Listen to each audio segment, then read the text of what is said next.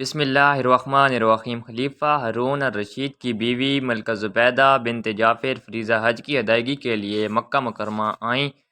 انہوں نے جب اہل مکہ اور حجوج کرام کو پانی کی دشواری اور مشکلات میں مبتلا دیکھا تو انہیں سخت افسوس ہوا۔ چنانچہ انہوں نے اپنے اخراجات سے ایک عظیم الشان نہر کھدانے کا حکم دے کر ایک ایسا فقید المثال کارنامہ انجام دیا جو رہتی دنیا تک یاد رہے گا۔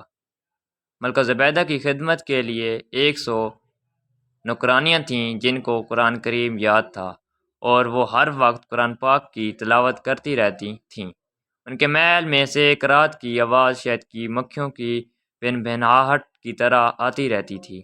ملکہ زبیدہ نے پانی کی قلت کے سبب حجاج کرام اور اہل مکہ کو درپیش مشکلات اور دشواریوں کا اپنی آنکھوں سے مشاہدہ کیا تو انہوں نے مکہ میں ایک نہر نکلوانے کا ارادہ کیا۔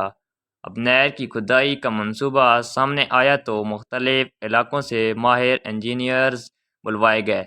مکہ مکرمہ سے 35 کلومیٹر شمال مشرق میں وادی عنین کے جبل طاد سے نہر نکلانے کا پروگرام بنایا۔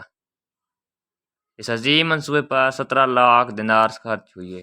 جب نہر زبیدہ کی منصوبہ بندی شروع ہوئی تو اس منصوبے کا منتظم انجینئر آیا اور کہنے لگا، آپ نے جس کام کا حکم دیا ہے اس کے لیے خاصے اخراجات درکار ہیں، کیونکہ اس کی تکمیل کے لیے بڑے بڑے پہاڑوں کو کاٹنا پڑے گا، چٹانوں کو توڑنا پڑے گا، نشیب و فراز کی مشکلات سے نپٹنا پڑے گا، سینکڑوں مزدوروں کو دن رات محنت کرنی پڑے گی، تب کہیں جا کر اس منصوبے کو پایہ تکمیل تک پہنچایا جا سکتا ہے۔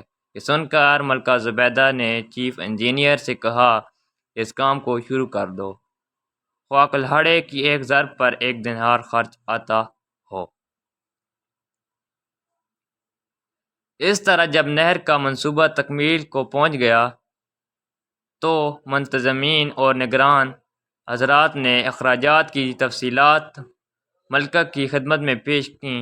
اس وقت ملکہ دریائے دجالہ کے کنارے واقع اپنے محل میں تھیں۔ ملکہ نے وہ تمام کاغذات لیے اور انہیں کھول کر دیکھے بغیر دریا بند کر دیا اور کہنے لگیں، الہی، میں نے دنیا میں کوئی حساب کتاب نہیں لینا، تو بھی مجھ سے قیامت کے دن کوئی حساب نہ لینا۔ میرے چینل کو سبسکرائب کر دیں اور ویڈیو کو شیئر کر دیں۔ شکریہ۔